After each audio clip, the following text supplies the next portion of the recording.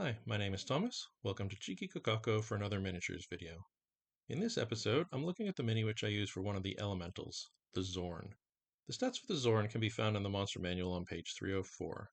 The miniature that I chose for my Xorn mini is from WizKids Nolzur's Marvelous Miniatures line, Xorn number 73350. This unpainted miniature has a base size of medium, which is the size that Xorns are supposed to be, so I'm pleased.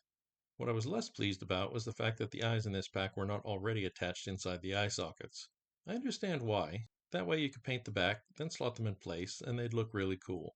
The problem though is that the eyes are so teeny and tiny that you could barely grip them, never mind adjust them, and the eye sockets were largely too small to allow the eyes to enter them.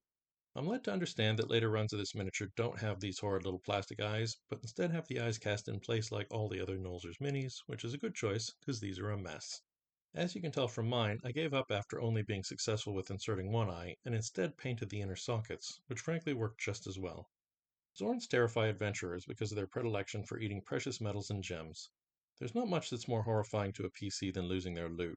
The ability to glide through earth and rock without leaving a trace is another incredibly infuriating habit, which makes them impossible to track or follow, and makes it really hard to keep them out of places that you don't want a Xorn wandering into.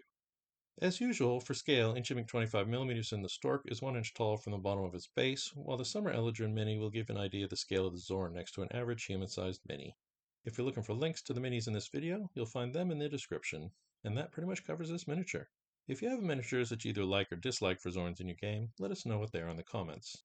I'll catch you next time when I show you another miniature from my collection. Until then, this is Thomas for Cheeky Kokako.